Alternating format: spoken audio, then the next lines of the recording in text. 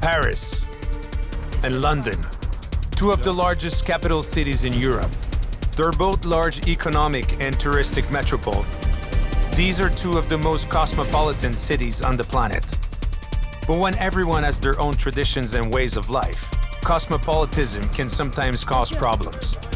Patrol officers are there to resolve disputes. In Paris, the Champs-Élysées is a testament to the differences between the rich and the poor. Beggars and thieves line the pavements. To stamp out this phenomenon, a special unit has been created, the BST. In Notting Hill, London, different communities live on top of each other, but that doesn't mean they like to mix. During the day, the local police keep the area safe and stay close to residents. At night, the atmosphere becomes electric. A special unit has been created to keep the London streets safe, the TSG. In these two cosmopolitan capitals, police officers work tirelessly to contain social tensions linked to multiculturalism.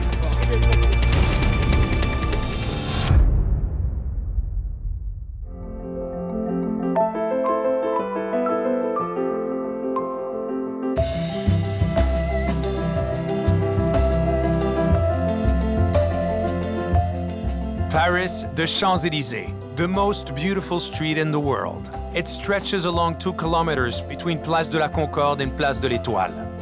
Filled with high-end stores and some of the planet's most luxurious hotels, the Champs-Élysées is an emblem of the City of Light. 100 million people visit this street every year. 30 million of them are well-to-do tourists. It's no wonder the pavement is lined with beggars and highly skilled thieves. For some time now, organized groups from Eastern Europe have taken over the Champs-Élysées. This phenomenon, naturally, has severely tarnished the image of the famous street. In Paris, these different cultures can no longer find any middle ground. Increased crime levels have caused a feeling of insecurity. The number of visitors and sales has fallen. The police commissioner decided it was time to act.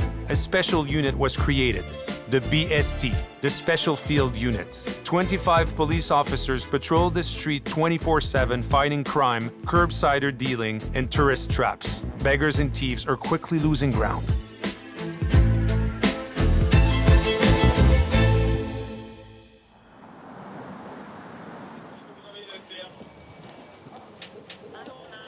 It's the beginning of Catherine, Anne, Morgan, and Ioan's shift. Ioan is a Romanian officer working with the BST to help the French police. They're here for a period of time to help us with Romanian crime. It's a real problem for us. Romanians. We talk about Romanians, but in fact, they're not all Romanians. Anyway, he helps us. He's here for 3 months. He's a Romanian officer, and he's wearing his Romanian uniform. And well, without realizing it, he's a massive help, helping with interpreting, with street presence.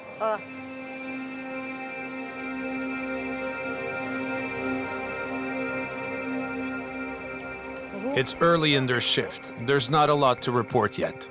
But the BST's presence on the streets reassures everyone. Generally speaking, the Parisians are on vacation in August. August isn't a month when we see a lot of people.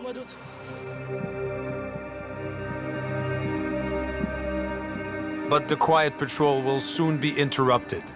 While they are walking back up the street, Morgan and Ioan are stopped by 2 young men. The officers are clearly needed. At this metro station? Yes, on the side for Chateau de Vincennes. I don't know, he said, give me your purse. There were 2 of them. So someone was attacked 2 minutes ago? What did they look like? They had beards. No time to ask questions. They have to act fast.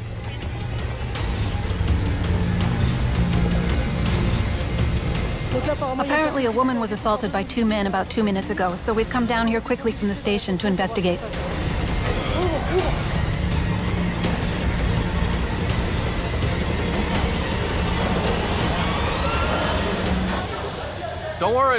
Don't worry.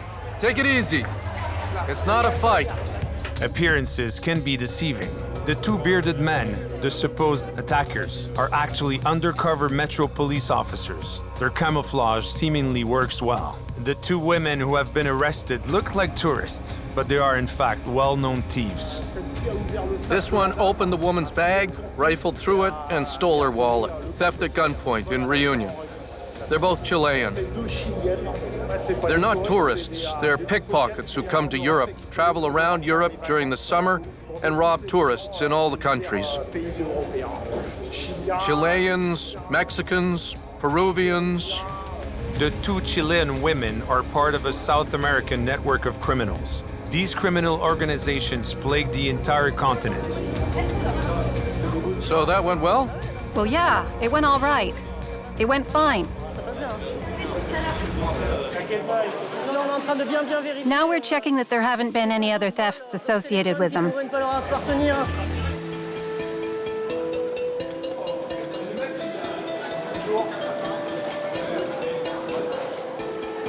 I didn't see anything. I didn't feel anything.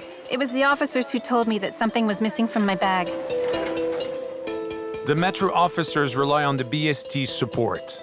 The different police units working on the Champs-Élysées tend to work together. The coming together of law and order services produces very good results. We gave them a hand, in particular with body searches, because there were two women and we're female officers. It's easier to search them. You can't be searched by someone of the opposite sex, so it was helpful. The Chilean pickpockets will be taken to the station. Morgan and Johan will stay with their Metropolis counterparts, while Catherine and Anne keep patrolling the Champs-Élysées. Although most of the criminals are in fact foreigners, their targets are also foreigners.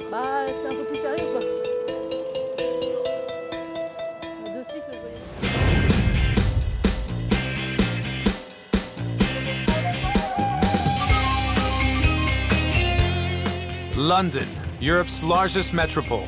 Always on trend, it's a fast-paced city with an electric energy.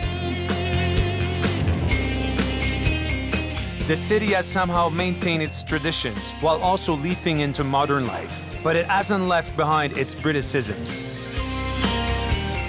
The capital of the UK is the most cosmopolitan city in Europe. Here, for better or for worse, the benefits of multiculturalism are shouted from the rooftops. Walking through the city street, you can hear up to 300 different languages and meet people from 50 different ethnic communities. London is an urban monster that won't stop growing, and its gentrification has no limits. But its charming Victorian properties, at one time, Notting Hill had become somewhat of an upper-class neighborhood. But more recently, this part of London has become the home for workers and immigrants from the Caribbean, Morocco, and even Ireland.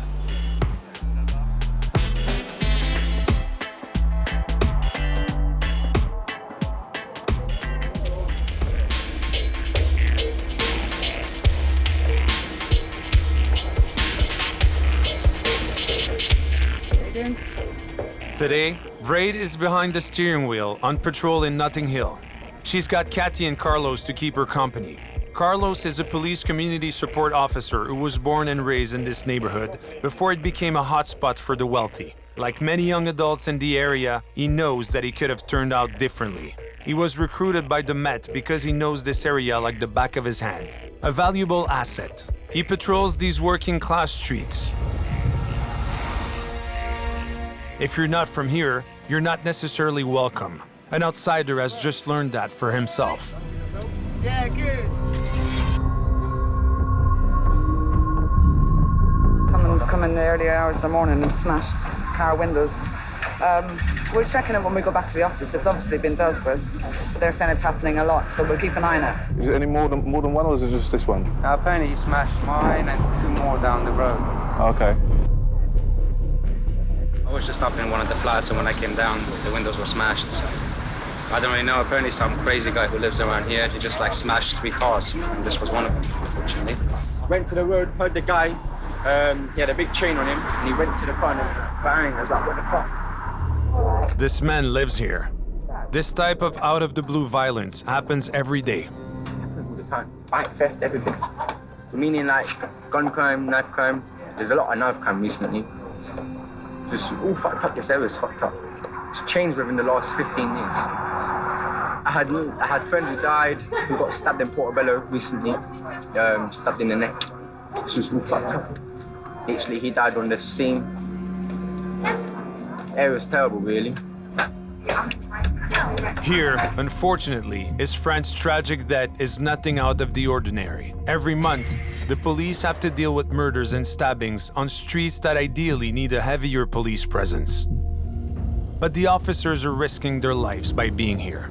On this very street, an officer was murdered by a gang. 2 years ago, there was a police officer living there, and literally, there's a load of wanted people walking up the road, and they got them. The vandalism comes as no surprise to Carlos. He's seen it all before. I remember historically something like this had happened in the past, and so it's happened again today. It may be the same guy, maybe someone different. And they're still here. Yeah, I'm just waiting for them to break the roadside assistant and pick up the car. At this stage, the officers can't do anything. The man damaging cars is already being investigated. In these working-class areas, people often express their frustration. But Carlos won't give in. He believes that violence can be prevented with one simple tool: conversation. When he patrols on foot, he always takes time to chat with residents. It's an opportunity for him to remind them that, despite the uniform, he grew up in the area.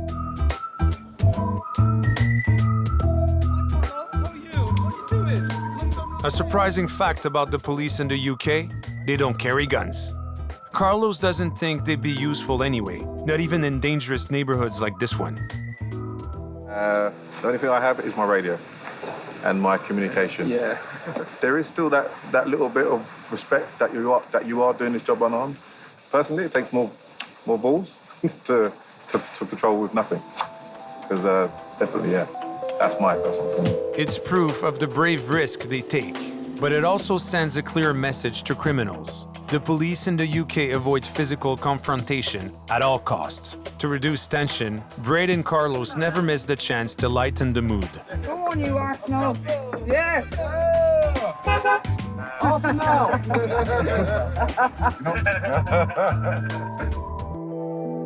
Although communication is key in Notting Hill, it's not everywhere else.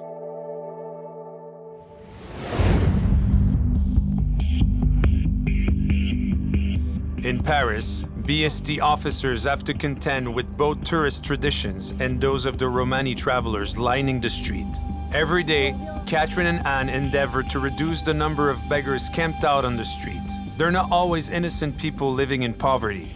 They often have ties to organized gangs. The problem is that the police and the beggars don't always speak the same language, so they have to be clear and avoid arguments. There's a beggar every 10 meters. They lay down on the sidewalk and hold out their cups. People walk past and throw in coins or bills. It's a good system. I think they choose the Champs because it's an area where people are accessible, so it's easy for them to make money. It's a difficult problem. Everyone's complaining. The shop owners can't make any money. Parisians complain about it. It's really not great for the Champs-Élysées, and it doesn't give the street a very good image. Primarily of Romanian descent, these Romani travelers are actually part of organized criminal networks. They take to the Champs-Élysées in the early hours of the morning and place themselves at strategic points all along the street. The beggars tend to deliver the fruit of their work to a Roma chief. They can make upwards of 400 euros per day when wealthy Middle Eastern tourists are feeling generous. The BST helps the criminal police trace these mafioso networks. Driving the Romani travelers off the Champs-Élysées is the best way of reducing their profits and of preventing their networks from growing.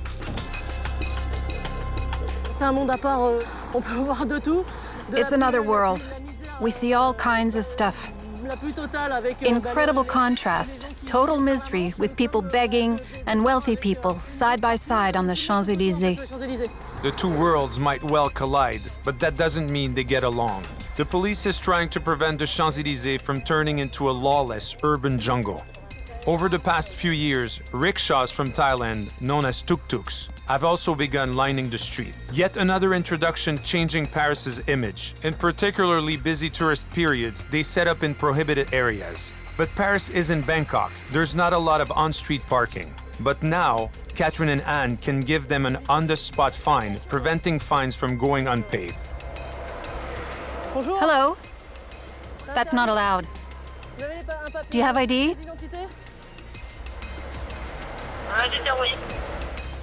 You know that you can't do that here? He got a 35 euro fine. It might not seem like a lot, but 35 euros plus 35 euros plus 35 euros, well, it starts to add up. After all, they're working to earn money, so if they're paying fines every day, it's a lot for them. This taxi driver is French, rare in these parts.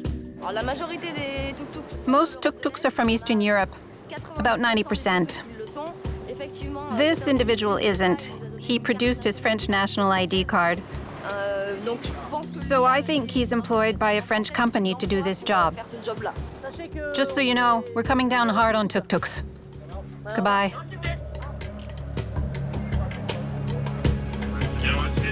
They pass the word on. They know they have to.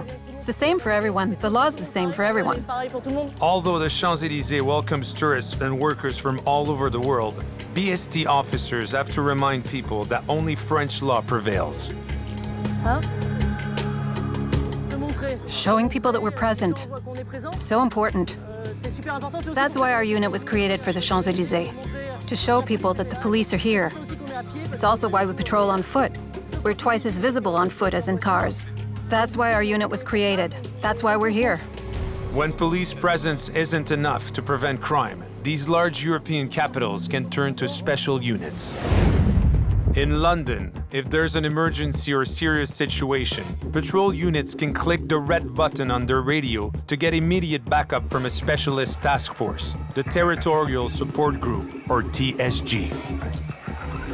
If it hadn't been for the TSG a few years ago, a serious incident could have easily turned into tragedy. In 2011, the Metropolitan Police killed a man of Caribbean descent. He was a suspected cocaine dealer. Black British communities claimed it was a hate crime. Multiculturalism weakened. Widespread rioting ensued. The police were the main targets. The local police were in over their heads and had to call on the TSG. At the TSG base, a unit is training ahead of tonight's patrol.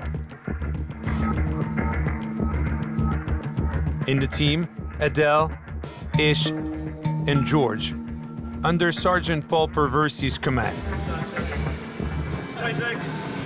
Come on, Ish! Londonian multiculturalism is an integral part of the Metropolitan Police. Ish is of African-Pakistani descent, and Sergeant Perversi is of Italian descent. The Metropolitan Police actively recruits officers with different ethnic backgrounds to help facilitate its relationships with different ethnic communities. The TSG is a military-like unit. Before joining the police, Sergeant Paul Perversi served with the Royal Marines for 5 years.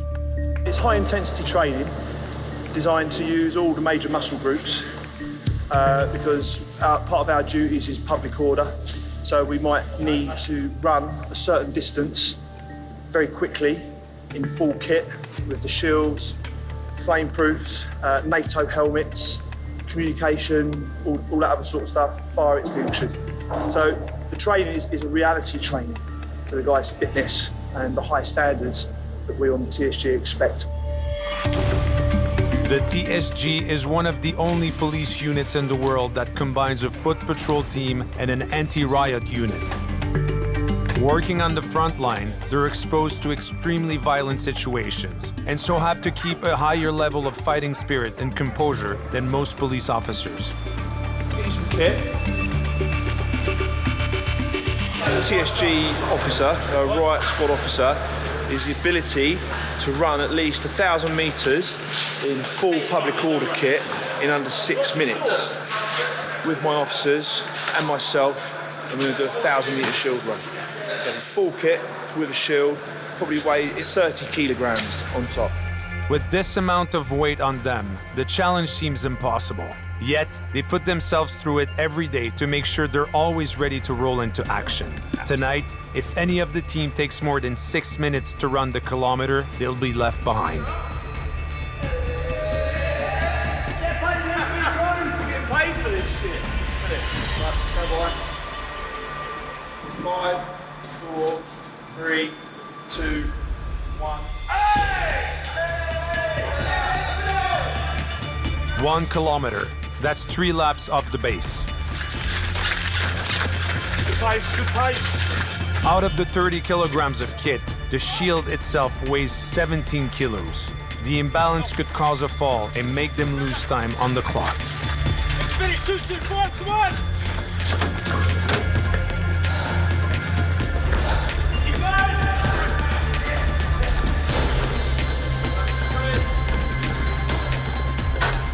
Verdict? Excellent. 5:45. Success. That was good. That was good. He always keeps talking. Right. The training session is not over yet. And no, they're not going to play baseball. Sergeant Perversi moves into the final stage, making sure his team is always ready and knows how to contain and absorb violence from rioters. Right. Extend, so this foot back. You're going to hold like that. His impression couldn't be closer to real life if it tried. Go away, get out of here! Piss off! Go away! Fuck you up! Get back! Get back! Get back! Hey, you! Come on! What are you doing? Come on! Index. Despite the spectacular show of strength, the sergeant insists that the TSG isn't just a muscle unit. TSG officer is a good all-round police officer. We're not looking for super cops, we're looking for good cops. And these guys are good cops. So, get changed, go have a shower, do some push-ups. Paul and his unit will start their patrol in under an hour.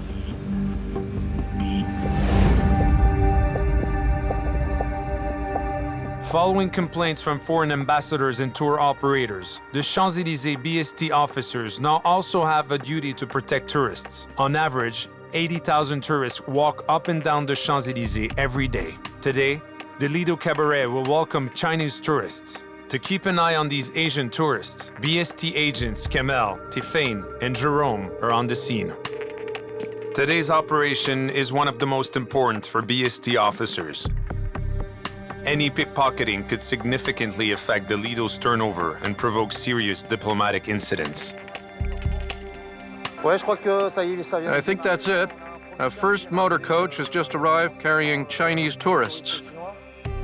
We're expecting 290 of them. So that will head towards the Lido, and we'll be out on the streets to dissuade pickpockets. We'll be out there at a fixed point. Fixed point, in police speak, means staying in a set position and looking out for any suspicious activity. 920 Chinese tourists will attend the famous Lido Cabaret. It's an impressive number of tourists, and pickpockets will be out in force. Kamel and his 2 colleagues have to be on high alert. Chinese tourists are easy targets. Kamel has often witnessed their carelessness firsthand. Their culture is different from ours. They don't have pickpockets. They don't have thieves conning people, conning tourists. So they come here to a foreign country and, well, they behave like they would at home. They're a little careless with their bags and their possessions, their cell phones. They're easy prey. It doesn't take long for the almost 1,000 Chinese tourists to file into the Lido. You might say it's a show in itself. They've arrived now, so what we need to do is get in there and make sure that no pickpockets or other petty criminals are in there. We're going to patrol and sweep the area. We'll keep an eye on what's going on. While Kamel is patrolling, Jerome is making the Chinese tourists feel at home.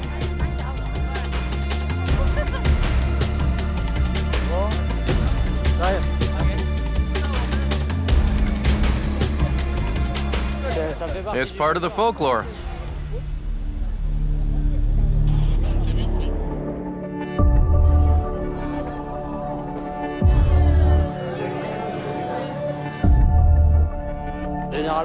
Pickpockets generally surround their victims. They work in twos or threes. They distract the target while one of them slips his hand into their bag. Then they run off. Kamel, Tifain, and Jerome's tactic is simple. Form a triangle around the Chinese tourists. Kamel's opposite me, Tifain's on the right.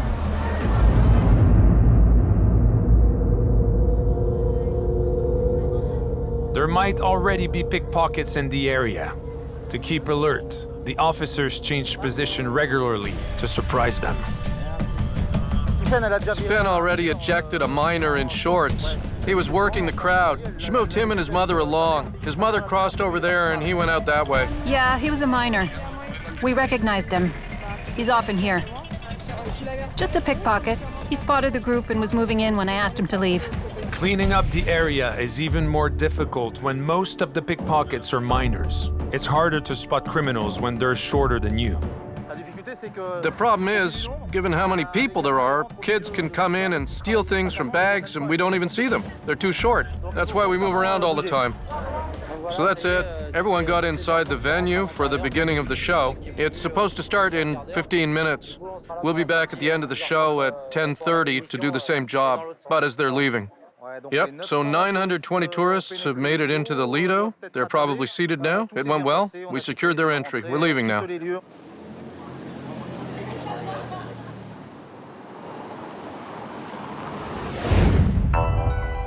In big European cities, simply being vigilant isn't always doing enough. Sometimes, the police has to show that it can fight back. At the TSG's headquarters in London, the officers are enjoying the last few moments of the calm before the storm. Sergeant Paul Perversi checks that his taser is working. It's the only authorized weapon he carries on patrol. Ish, George, and Adele remain enthusiastic. They chose this task force because they knew they'd never get bored. Yeah, we don't really know what we're going to get called out to, so it does bring some sense of excitement. We're going to go and patrol all the gang hotspots, and we'll also assist local officers in responding to emergency calls.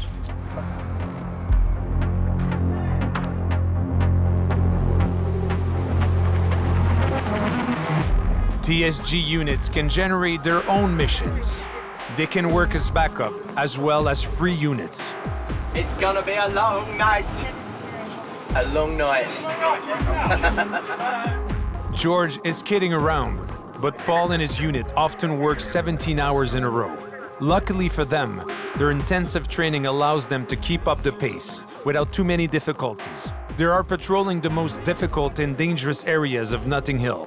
Paul and his unit have already spotted a suspicious vehicle.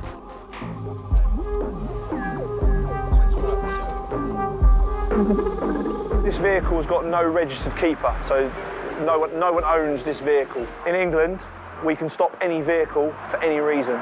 Very quick, so... Wait. Wilton close up. Guys, let's go! Go! An emergency call. The TSG has more pressing matters than checking vehicles. Right, so one of our other carriers has just hit the emergency button on their radio, asking for more units. That's all I know at the moment, so our colleagues need help, we get there. So that's why I say to my guys, let's go. A few minutes later, Paul and his team arrive on the scene. Other TSG units are also present. Inspector Ali Kerr is supervising the operation. He brings Paul up to speed. We're going to take them and get them to the side. We've got a cage van coming, so if we need to arrest anyone... Yeah, I'll let this one, mate. Yeah, we might be needing somebody to... Inside that venue there's a large party. There's about 40 to 50 Irish travellers. A lot of them are drunk. They've run up quite a big bar bill and they're refusing to pay. And the staff want them out, and we're going to facilitate that. Previous experiences dealing with Irish travellers when they're drunk, they can be very problematic, very argumentative, and want to fight. So tonight, a brawl could well break out between the Irish travelers and the officers. All the more so, given that these travelers are known for their bare-knuckle boxing skills. The first travelers leave the bar without too much fuss, but the next lot proved to be more of an issue. That man does not come back in here. George quickly stops them for re-entering the venue. The situation is clearly escalating inside the venue. They need backup. Out you go, mate. Time to go. Identify the people that aren't paying the bills. Fists might start flying at any time. The Irish travelers are violent, and we're not talking about featherweights. Even Paul has to use strong-arm tactics, but that doesn't mean he's any less accommodating. Cheers, guys. Thank you very much. Oh, careful, careful, careful, careful. Buddy, you got it. Move away. Let's go. Watch step. Keep going, guys. Keep going. Cheers, mate. Thank you very much. Boss, relax yourself. Stop pushing. I'm chilled out, brother. Stop pushing. I'm outside. Stop pushing me. Please stop being drunk. In the street, more and more Irish travelers have been thrown out, proof that the TSG is effective. But this is also a critical moment. The situation could quickly escalate now. The travelers tried to provoke the officers and the insults are flying. They're trying their hardest to get a reaction out of the police, but Sergeant Perversi keeps his cool. Thick skin. They can shout and call us names, whatever. It's obviously there is a line. If they start being drunk and disorderly, racist, homophobic, anything like that, show any aggression or sort of physical threat, then my officers will take appropriate action. But as you can see, it's still all about talking to them. One bloke left who's disputing his bill. Finally, the last traveler exits the venue. We could probably... if we weren't here as a TSG, it would have been local police having to do this, so 4 or 5 police officers. So we can concentrate on this in numbers and actually dominate the situation. In under 10 minutes, the TSG managed to restore order and prevent the Irish travelers from fighting. 225, let's go. 225. In Europe's largest cities, different police units are absolutely essential, ensuring that any and all situations can be dealt with efficiently.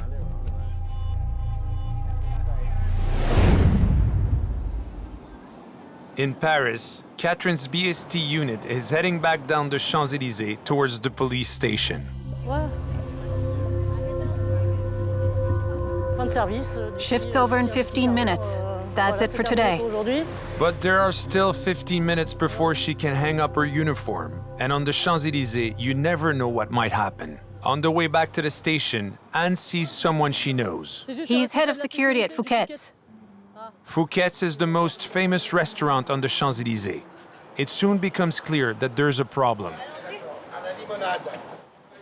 There's a guy trying to get through the side door with a screwdriver. Where? At La Limonade on the terrace. Apparently someone's trying to get in with a screwdriver at La Limonade. What's the screwdriver for? I don't know. We're gonna go find out. Catherine's very worried. She's picturing the worst-case scenario and hopes that no one has been stabbed. They have to get to the entrance to Fouquet's as soon as possible.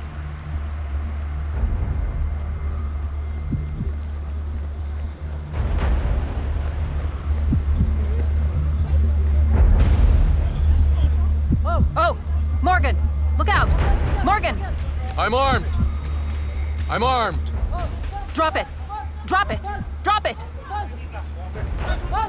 In an attempt to get away from the officers, the man is acting recklessly. He's almost hit by a car. There's a man armed with a screwdriver. He's threatened us with a screwdriver. The man's about to get away, but as luck would have it, he turns around. He turns off the Champs-Élysées and heads towards a newspaper stand. Morgan, Johan, and Anne manage to get him on the ground. It's okay, we got him, we got him. Up close like this, the officers are in even more danger. The man still has the screwdriver and could easily injure or kill one of them in a fraction of a second. Even with 5 officers holding him down, the man is fighting back with impressive determination. We need a vehicle. We need a vehicle right away. Disarming the man is now their top priority. Give me the screwdriver, please. If he'd have trusted hard enough, the 15-centimeter long screwdriver could have punctured a vital organ. It's the screwdriver, I got it. Catherine and her colleagues can finally take a breath. Everyone back. Everyone get back. We're coming, we're coming. Get back. We're coming, get back.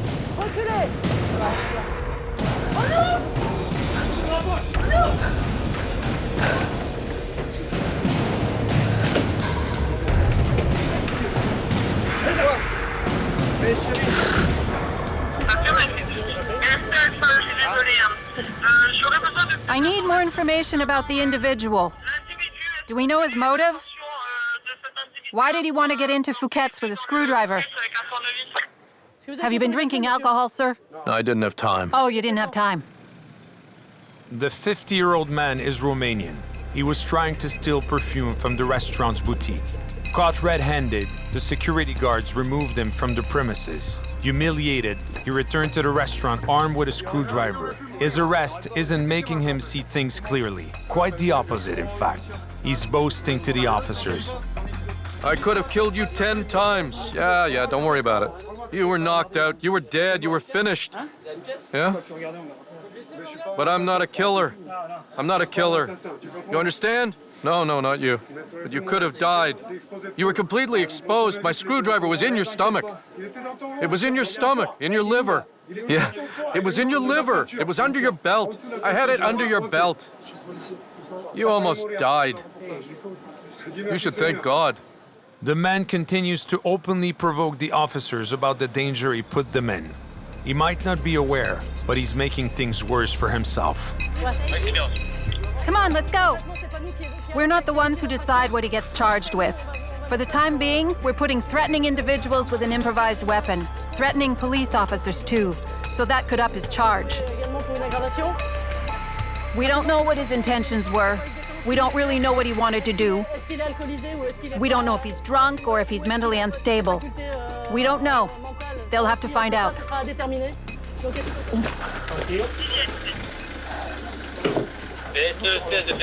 Si, ils sont avec nous. Il est pas étrompé. For Catherine and her colleagues, the day has been longer than expected. An hour ago, I said we were nearly done. Well, we weren't. That's how random our days can be. We might get a call right at the last minute of our shift. We might stumble across something, need to help someone, be threatened by someone. Anything can happen. The following day, Catherine will find out that the man was drunk and that an investigation into his behavior didn't reveal any mental impairment. His fate is now in the hands of the judicial police, and he'll have to appear before the Paris public prosecutor. Catherine and her colleagues' shift has finally come to an end. Another BST unit has already taken over.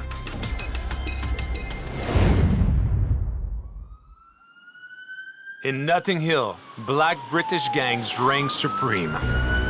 Here, confrontations between rival gangs and violent outbursts are an everyday occurrence.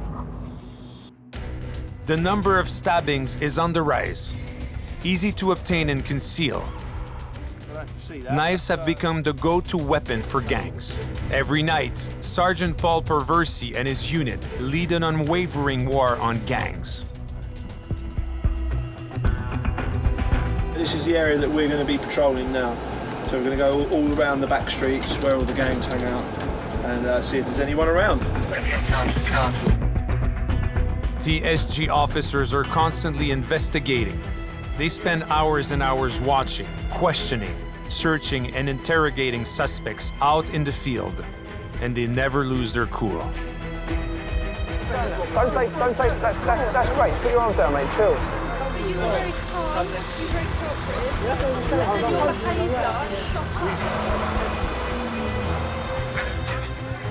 Even when in the roughest areas, they don't worry about getting up close and personal with gangs.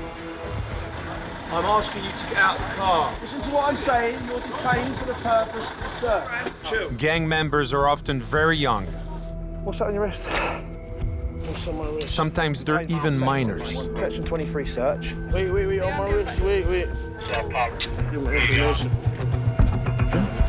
Are you high? Okay, I'm Be careful what you say. Yeah. Just chill. Intense nights on patrol are a way for the unit to collect a wealth of information. To stay one step ahead of the gangs, they need to know their nicknames, their territories, their links, and their rivalries. With this information, the TSG can predict their movements and arrest them before they do something they can't undo. Tonight, the information they've collected leads the unit to locate gun-carrying gang members. They supposedly live in this estate on the outskirts of Notting Hill. Which is where the double shooting happened earlier this morning. It's the type of estate you can't just walk into. The group will split up to cover the area. It's tense.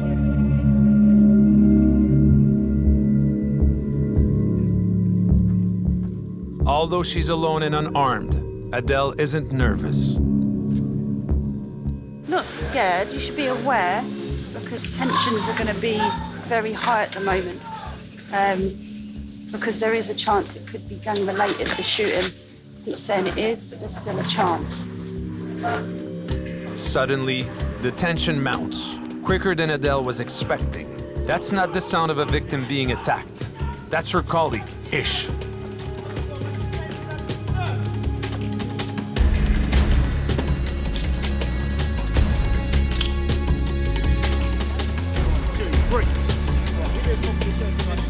He's just arrested this teenager who drove straight at him on a moped. Ish stopped him because driving in the estate is illegal. The teenager tried to get away and even tried to ram Ish. Okay, so at this moment in time, okay, you're under arrest on suspicion of no insurance, having no license, and taking and driving away your vehicle without consent. All right, does that make sense? Time of arrest is 20:43. This phone's ringing. We'll get that back. It's my cousin. Please, can you answer and tell him? Oh, they're not too tight, are they? George examines the moped and finds something that explains the teen's behavior. Pointing at the ground just beside the moped, Adele shows George a packet. You want, mate? Sure. Oh, What's in it? oh, that's very pungent smelling. Over the back. It's good. That is good. Right, now. 1, 2, 3, 4, 5 bags of herbal cannabis, mate. Can I ride it? The teenager is obviously a dealer. Ish is smiling. It's a good find. For the officers, seizing drugs within the estate is a direct blow to gangs. Del, if you get a chance, can I have a seat bag, please? Most of what he had on, he was carrying in his hand, which he's dropped as he's come off the bike. Yeah, it's quite strong smelling. Skunk cannabis. This is a small amount. However, he's got a phone in his possession which is ringing, so there may be evidence of dealing on that. And if there's found to be evidence of dealing, then we can go with the higher charge of possession with intent to supply. The lad on the bike is only 16 years old, so in the eyes of the law, he's still a child. We also believe that the moped could be stolen as well. So he's going to go back to the police station. What you do is take a seat on there, buddy. All the way around. That's fine, mate. That's fine. And that one, mate, they're fine. Yeah, the more you move them, just keep them still. Yeah, like that.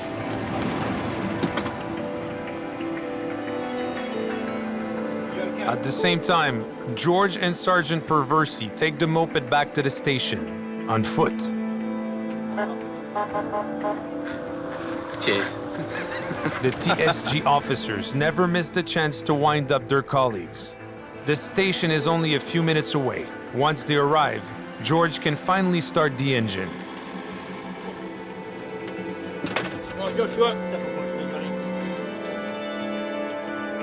The teen is a known dealer.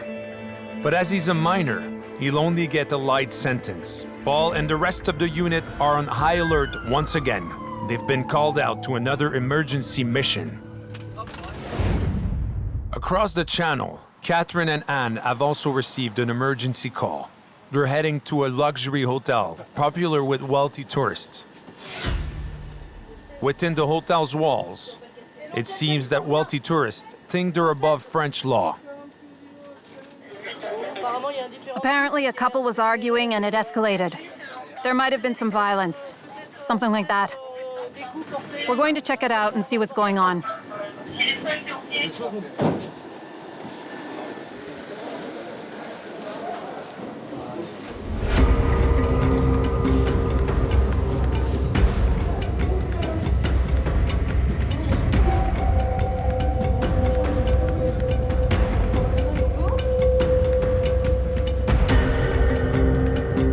Within these upper-class, wealthy populations, discretion is key.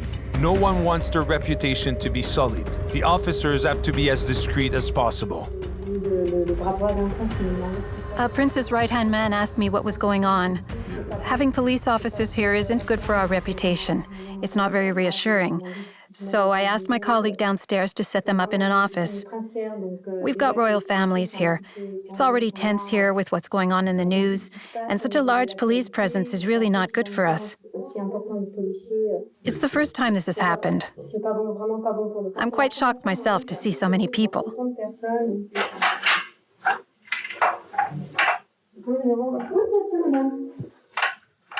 Catherine and Anne have to act fast. A wealthy Senegalese couple have been arguing. The husband hit his wife. The woman is terrified, and the room has been trashed. Overcome by the situation, the man who has beaten his wife requests that they don't remove him by the front door. Clearly, the receptionist agrees. We'd prefer if you didn't take him across the lobby. He doesn't give a damn. He broke everything in here. A friend of the couple, also staying at the hotel, tries to mediate. It's just 2 minutes. Anyway, it's not his decision. Please, we're asking you, don't humiliate us. But Catherine's mind is made up. The violent husband's pride is the least of her worries. That's it. It's not your decision. Yes, I know, but he's not a criminal. He's never been handcuffed in his life. It's not an a la carte service, you know. We make the decisions. We're exiting through there. Okay, I'm asking you nicely. Can we not take a different exit? Please, madam. We're going through there, sir, and that's final. That's it. Catherine's had enough. She's finding it hard to contain her frustration. Oh, they're so whiny, too. I don't want to go that way. I don't want to go that way. For Christ's sake. It's a joke. Yeah, what a laugh. This is crap.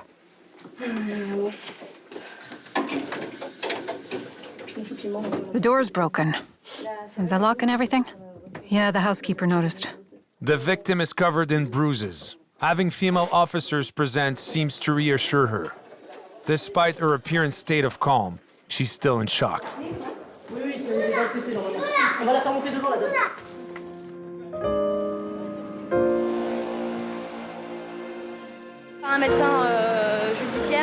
When we leave, she'll be seen by a doctor.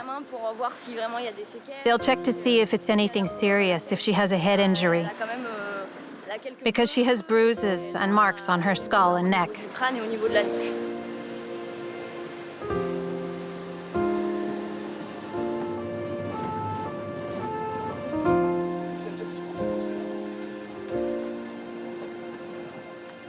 The attacker will be taken into custody. The victim is examined and receives emergency medical treatment.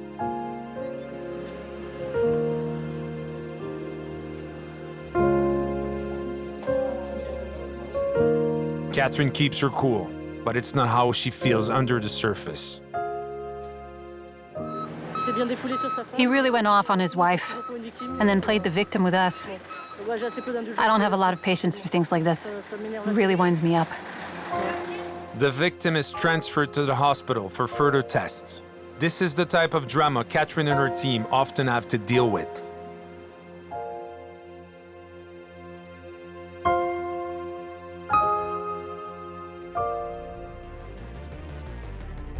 For Catherine and her team, being an officer means serving her country. Her work is a duty to her nation, just like their motto reminds citizens, pro patria vigilance, watchful for the country. a motto that would also be fitting for the police in England.